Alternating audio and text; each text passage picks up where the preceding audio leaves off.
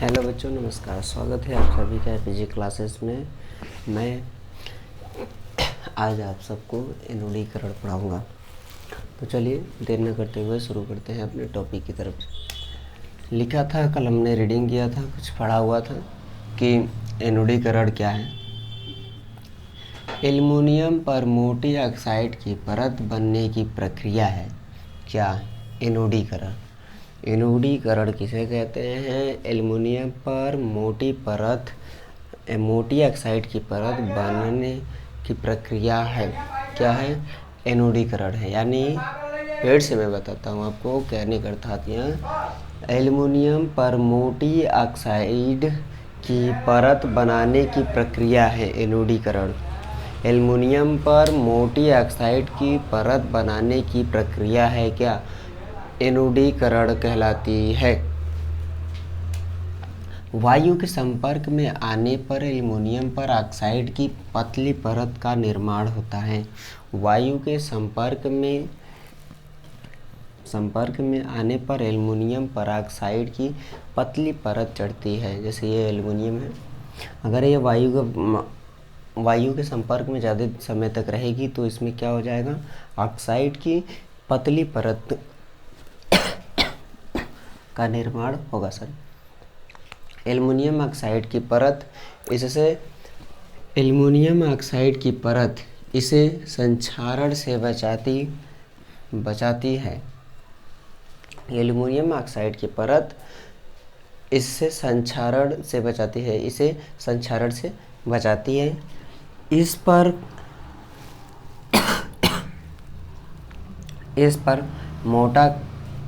इस परत को मोटा करके इसे संक्षारण से अधिक सुरक्षित किया जा सकता है।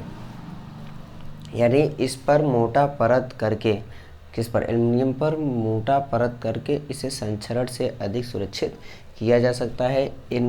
एनोडीकरण के लिए एल्युमिनियम की एक साफ वस्तु को एनोड बनाकर तनु सल्फ्यूरिक अम्ल के साथ साथ विद्युत अपघटन किया जाता है। बोला है एनोडीकरण के लिए एल्युमिनियम की एक साफ वस्तु को एनोड बनाकर तनु सल्फ्यूरिक अम्ल के साथ इसका विद्युत अपघटन किया जाता है। तो एनोडीकरण क्या था हमने पढ़ लिया है। एक बार फिर से समझिएगा एक लाइन में कि एनोडीकरण होता क्या है। तो एनोडीकरण एल्युमिनियम पर मोटी ऑक्साइड की परत बनाने की प्रक्रिया है क्या? एनोडीकरण। एनोडीकरण कौन सी प्रक्रिया है, यानी एनोडीकरण है क्या चीज़? तो एल्युमिनियम पर मोटी ऑक्साइड की परत बनाने की प्रक्रिया को एनोडीकरण कहते हैं। चलिए आगे चलते हैं।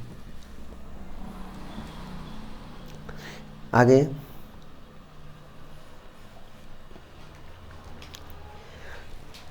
धातुओं, दूसरा नंबर ये है।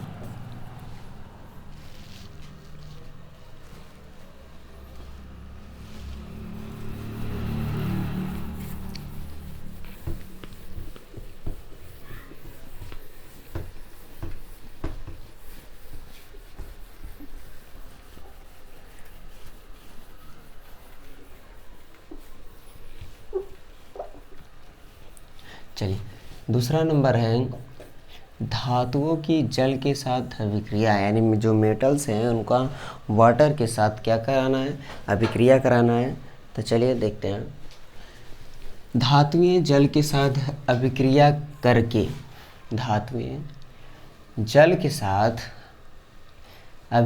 करके हाइड्रोजन गैस तथा धातु ऑक्साइड उत्पन्न करती हैं।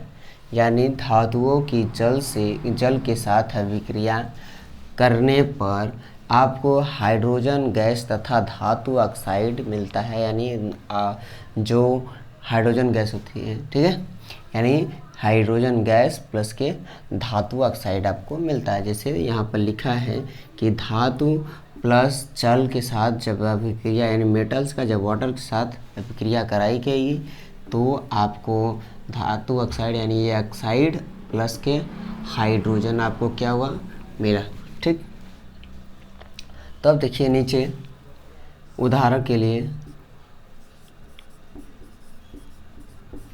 उदाहरण, अब देखिए यही चीज़ यहाँ पर दिया, धातु प्लस के जल, यानी धातुओं की अभिक्रिया जब जल से कराई जाती है तो क्या होता है। तो यहाँ पर एग्जाम्पल के तौर पर दिया, देखिए पोटेशियम प्लस के जल, ठीक है, पोटेशियम प्लस के जल। अब देखिए जैसे अब कराया गया धातु प्लस के जल से जब अभिक्रिया कराई गई, पोटेशियम हाइड्रोक्साइड प्लस के हाइड्रोजन,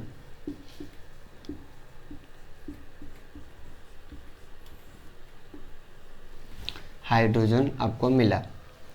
देखिए जिस प्रकार से यह हेडिंग बोल रहा है आपसे, ये एनसीईआरटी बेस्ड से नोट्स बनाए गए हैं जो कि एनसीईआरटी में दिया गया है। उनमें से उन बुक्स के, यानी जो बुक्स है साइंस का, उसमें से उस चैप्टर से क्या किया गया है, निचोड़ पूरा प्राप्त कर लिया गया है। तब जाकर आपको एक पीडीएफ के तौर पे हम आपको पढ़ा रहे हैं अच्छे से थ्योरेटिकली, तो समझिएगा ध्यान से।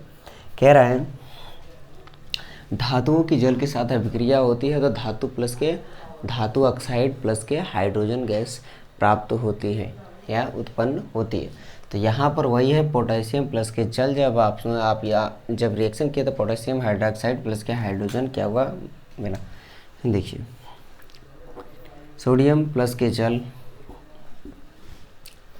अब जब इससे रिएक्शन कराया गया तो सोडियम हाइड्रोक्साइड प्लस के फिर से यहाँ हाइड्रोजन मिल गया।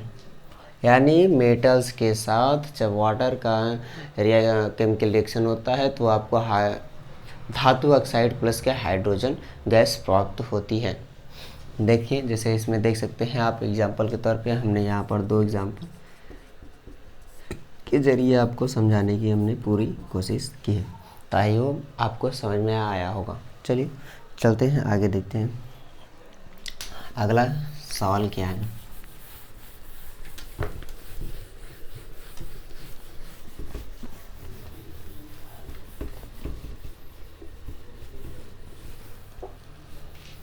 चलिए अगला देखिए,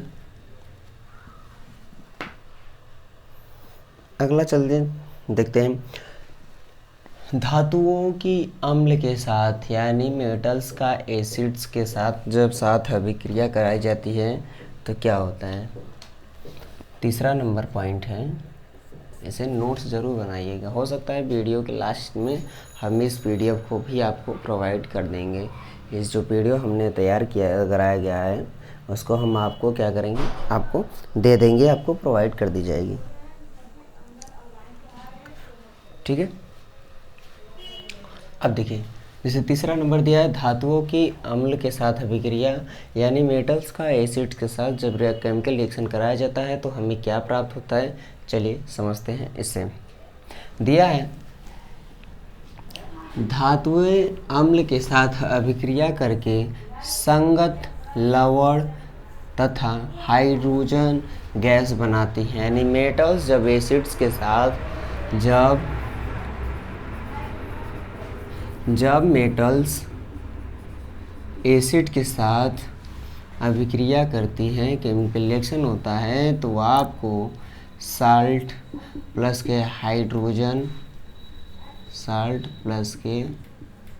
हाइड्रोजन आपको मिलता है, ठीक है, ठीक है। यानी जो ये मेटल्स, यानी जो हेडिंग में लिखा गया है, अर्थात बोल दिया गया है, खुद से ये बोला गया है कि धातुओं की अम्लों के साथ अभिक्रिया क्या होती है, तो धातुएं अम्ल के साथ अभिक्रिया करके लवण प्लस के हाइड्रोजन बनाती है। और जैसे उसमें पिछले वाले में था धातु के साथ जल का, तो उसमें क्या निकलता था, धातु ऑक्साइड निकलता प्लस के हाइड्रोजन निकलता। तो ये अगली जो ये अभिक्रिया है, ये धातुओं का अम्ल के साथ अभिक्रिया है, तो इसमें क्या निकलता है आपका लवण प्लस के हाइड्रोजन गैस, ठीक है। चलिए अब दिया मैग्नीशियम दिया है, हाइड्रोक्लोरिक अम्ल दिया है, मैग्नीशियम क्लोराइड प्लस के हाइड्रोजन। अब देखिए जो ये मैग्नीशियम दिया है मेटल, ठीक है, अब एसिड के रूप में दिया है आपको HCl। फिर यहाँ पर ये मैग्नीशियम क्लोराइड या आपस में जुड़ गए, ठीक है, ये इसके स्थान को विस्थापित कर दिया, यानी ये H को क्या किया, हाइड्रोजन को विस्थापित कर दिया, इसके स्थान से इसको विचलित कर दिया गया, इसे यहाँ से हटा दिया। कौन, मैग्नीशियम ने इसे हटाया। तो यहाँ से जब ये 2H उधर चला गया तो इधर आ गया हाइड्रोजन के रूप में हो गया, और इधर मैग्नीशियम था इसके बगल में आ गया, तो मैग्नीशियम क्लोराइड प्लस के हाइड्रोजन, यानी लवण प्लस के हाइड्रोजन गैस आपको मिलेगी। ठीक है, जब कब, जब धातुओं की अभिक्रिया जब एसिड से यानी अम्ल से किए कराई जाएगी तो आपको लवण प्लस के हाइड्रोजन गैस प्राप्त होगी। ठीक, चलिए, जैसे यहाँ पर दिया है जिंक, फिर एसिड में HCl क्लोराइड, ठीक है, हाइड्रोक्लोरिक अम्ल।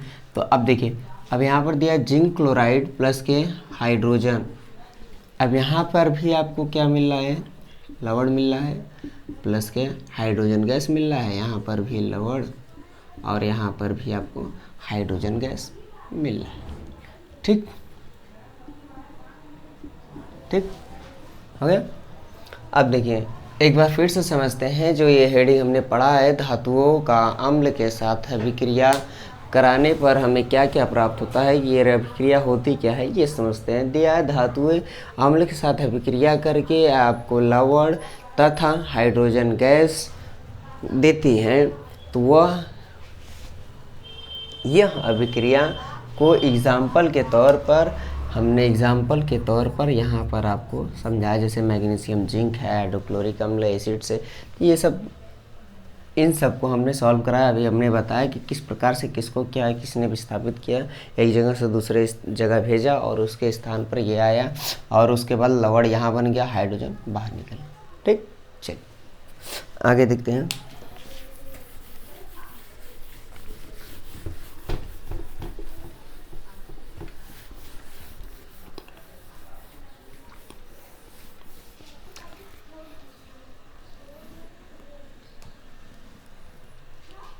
चलिए,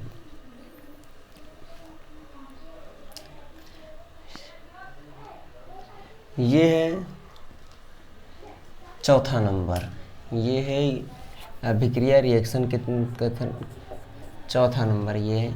दिया है धातुओं की अभिक्रिया लवणों के साथ अभिक्रिया, यानी जो धातु है, धातुओं की धातु यानी जो धातुओं की धातु लवणों के साथ अभिक्रिया क्या होती है उसको समझते हैं। सभी धातुओं की क्रियाशीलता में अंतर होता है, यानी जो भी मेटल्स हैं सबकी क्रियाशीलता क्या होती है, अलग अलग होती है, यानी अंतर होता है। अधिक अभिक्रियाशील धातु अपने से कम क्रियाशील धातु को उसके यौगिक के विलयन या गलित अवस्था से विस्थापित कर देता है, जैसे हमने अभी बताया मैग्नीशियम क्लोराइड वाला एग्जाम्पल हमने बताया, जो हाइड्रोजन को वहाँ से हटा देता है, क्योंकि मैग्नीशियम का क्या था, वहाँ पर क्रियाशीलता अधिक थी, हाइड्रोजन का कम था, इसीलिए उसने इसको क्या किया, विस्थापित कर दिया था। ठीक है, तो यहाँ पर हम समझते हैं फिर से, यानी करने का अर्थात ये जो धातुओं की धातु लवणों के साथ अभिक्रिया है, तो सभी धातुओं की क्रियाशीलता में अंतर होता है, सभी धातुओं की क्रियाशीलता में अंतर होता है, और अधिक क्रियाशील वाले धातु, ठीक है, धातु अपने से कम क्रियाशील वाले धातु को क्या करते हैं, विस्थापित कर देते हैं, यानी यौगिक के विलयन या गलित अवस्था से विस्थापित कर देते हैं। चलिए, धातु प्लस के लवण बी विलयन, यानी ये धातु मेटल रहेगा, ठीक है, उसके बाद बी क्या रहेगा आपका,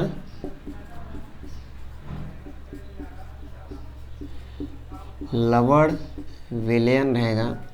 जब इसका रिएक्शन कराया गया तो आपको क्या मिलेगा, ए का लवण विलयन प्लस के धातु मेटल्स, यानी ए का जो लवण विलयन है वो एक साथ हो जाएगा, और ये जो धातु है क्या हो जाएगा, यहाँ से मेटल अलग हो जाएगा। ठीक, चलिए तो आगे एग्जाम्पल के तौर पे हमने इसे बता दिया आपको, ठीक है। तो अब चलिए चलते हैं, देखते हैं।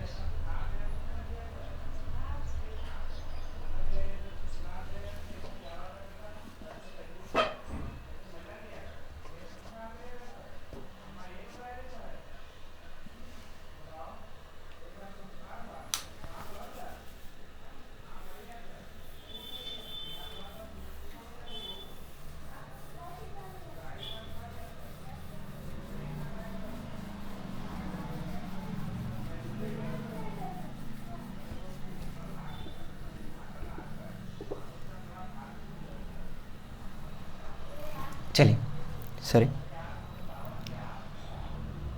अब देखिए अगला क्या दिया है, दिया है एक्वारेजिया।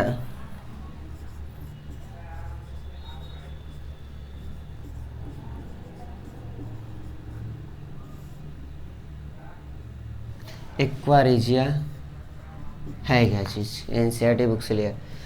रायल जल का लैटिन शब्द, ठीक है, रायल जल का लैटिन शब्द ब्रैकेट में, यह 3:1 के अनुपात में सांद्र हाइड्रोक्लोरिक अम्ल तथा सांद्र नाइट्रिक अम्ल का ताज़ा मिश्रण होता है। क्या एक्वारेजिया, एक्वारेजिया का अनुपात क्या होता है, 3:1 अनुपात में क्या क्या होता है, सांद्र हाइड्रोक्लोरिक अम्ल एवं सांद्र नाइट्रिक अम्ल का ताज़ा मिश्रण होता है। क्या 3:1, जिसे क्या कहते हैं, एक्वारेजिया कहते हैं। एक्वारेजिया किसे कहते हैं, एक्वारेजिया किसे कहते हैं,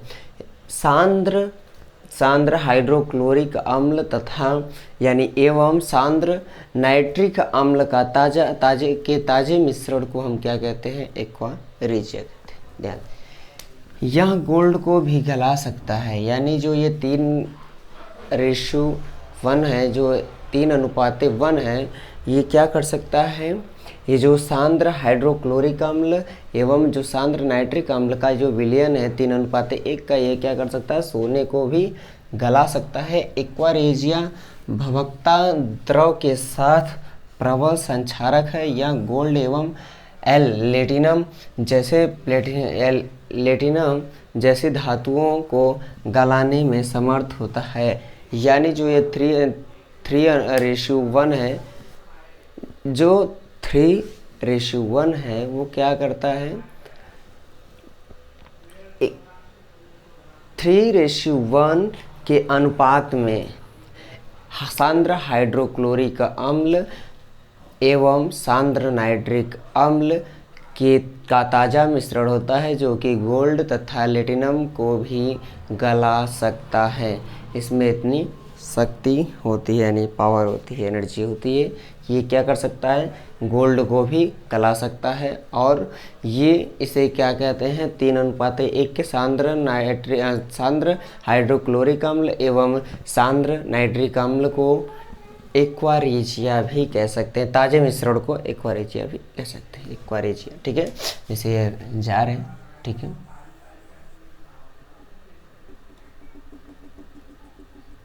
आई डोंट नो, पर दिख थोड़ा जार थोड़ा अलग टाइप का है मेरा बनाने का आर्ट। चलिए, कहने का अर्थात ये जो 3:1 का इसमें जो अनुपात है, जो ये रेशियो है, जो बना हुआ रेशियो है, ये क्या है, ये कह रहा है कि अनुपात में सांद्र हाइड्रोक्लोरिक अम्ल रेशियो यानी एवं सांद्र नाइट्रिक अम्ल का ताजा मिश्रण होता है।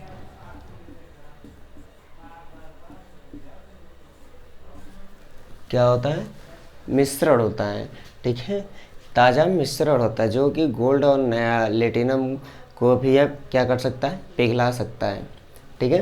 तो चलिए चलते हैं अगले टॉपिक की तरफ। आई होप आपको समझ में आया होगा।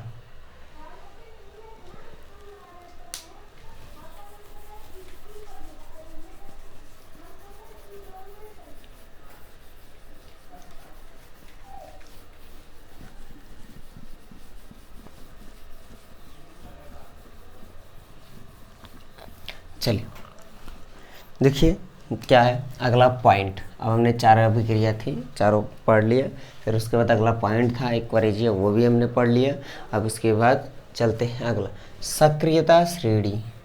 सक्रियता, सक्रिय मतलब क्या होता है, सक्रियता। ठीक है, आज का टॉपिक है पॉइंट सक्रियता किसे कहते हैं, आप इसे कमेंट बॉक्स में ज़रूर पिन करिएगा। ठीक है, चलिए यानी कमेंट बॉक्स में कमेंट करिएगा कि सक्रियता श्रेणी कहते किसे हैं। ठीक, चलिए आज का क्वेश्चन है, धातुओं की क्रियाशीलता को अवरोही क्रम में व्यवस्थित करने पर जो सूची प्राप्त होती है उसे क्या कहते हैं, सक्रियता श्रेणी कहते हैं। धातुओं की धातुओं की क्रियाशीलता को अवरोही क्रम, ठीक है, घटते हुए क्रम में व्यवस्थित करने पर जो हमें सूची, जो लिस्ट हमें तय मिलती है उसे हम क्या कहते हैं, सक्रियता श्रेणी कहते हैं। इट मीन्स जैसे ये चार्ट हो गया, ठीक है, समझिए ध्यान से।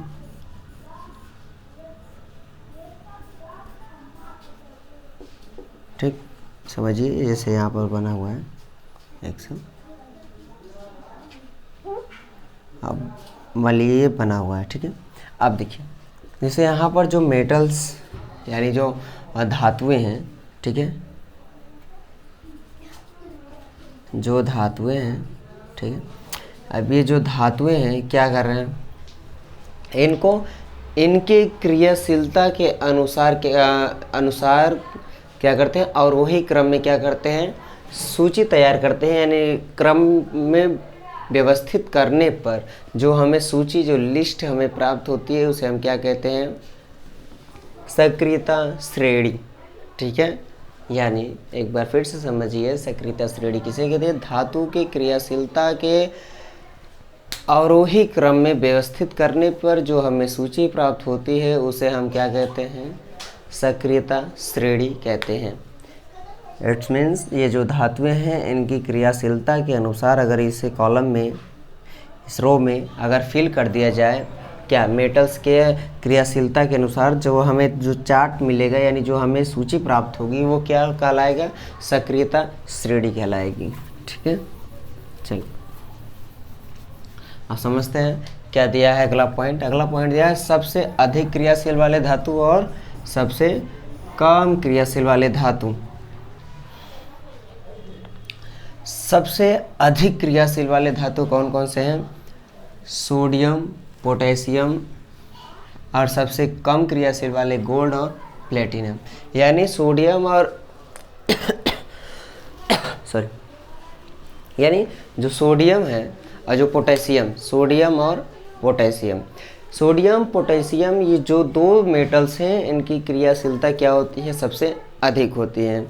और जो सबसे कम क्रियाशील वाले धातु हैं कौन से हैं, धातु गोल्ड और प्लेटिनम। ठीक है,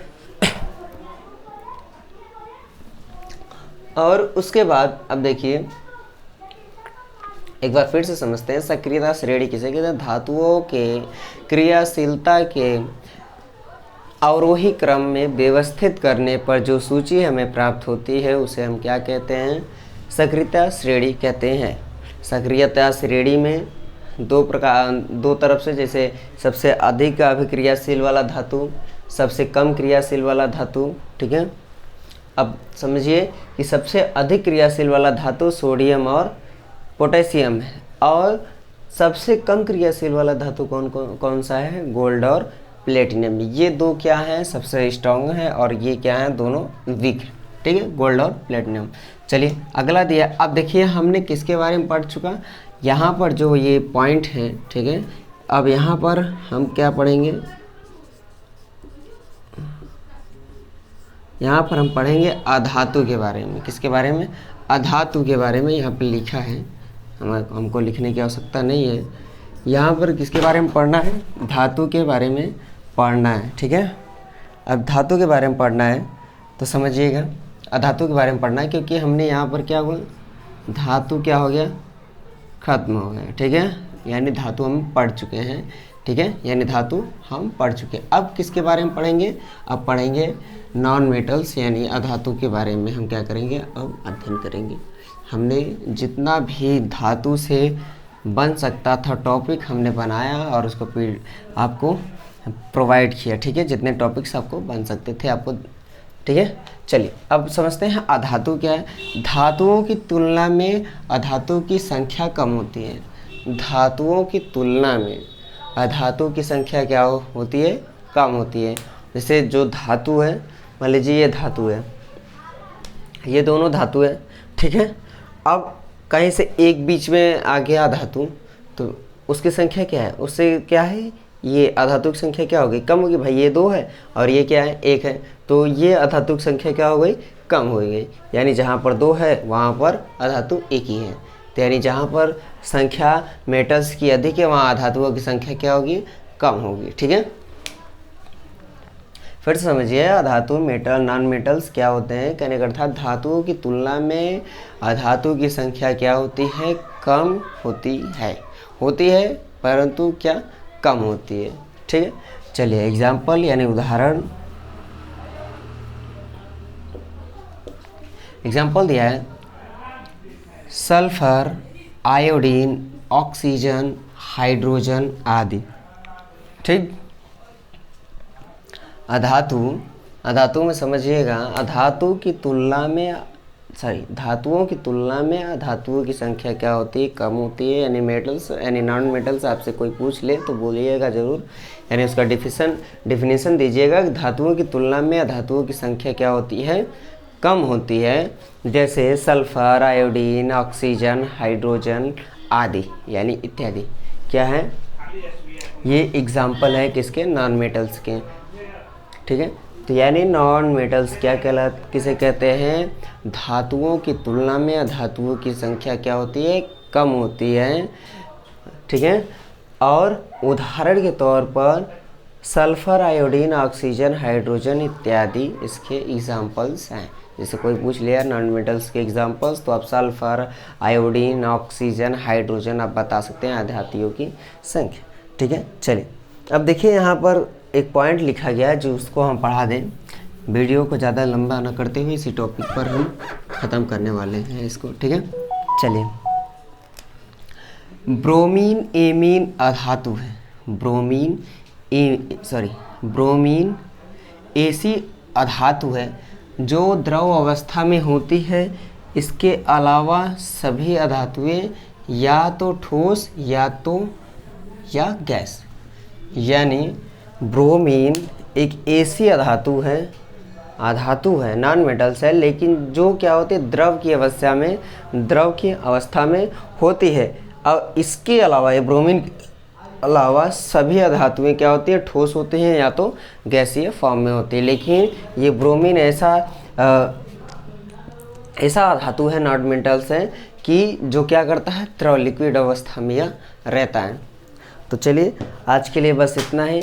फिर से स्वागत है आप सभी के एपीजे क्लासेस में। एपीजे क्लासेस को ऐसे ही सपोर्ट करते रहिए और एपीजे क्लासेस को लाइक, सब्सक्राइब और शेयर जरूर करिए, अपने दोस्तों तक जरूर शेयर करिएगा। क्योंकि ये जो टॉपिक्स हैं हमने एनसीईआरटी से निचोड़, यानी एनसीईआरटी बुक से जो निचोड़ निकल सकता है, यानी हमने एक टॉपिक से आपके लिए ये नोट्स तैयार किए हैं, आपको जो हम प्रोवाइड करा रहे हैं। इसके वीडियो के अंत में हो सकता है हम इस पीडीएफ को आपको वीडियो के डिस्क्रिप्शन में लिंक दे दे, आप वहां से डाउनलोड कर सकते हैं। लेकिन कब, जब इस चैप्टर को हम समाप्त कर लेंगे तब आपको ये पीडीएफ आपको प्रोवाइड कर देंगे, ठीक है। तो नमस्ते और एपीजे क्लासेस को सपोर्ट करते रहिए। इस समय इस प्लेटफॉर्म को, यानी ये जो हमारा जो चैनल है, इसको आपकी बहुत ज़्यादा ज़रूरत है सहयोग की। आप ज़रूर सहयोग करिए और एपीजे क्लासेस को सपोर्ट करते रहिए, शेयर करिए, लाइक करिए, सब्सक्राइब करिए। नमस्ते।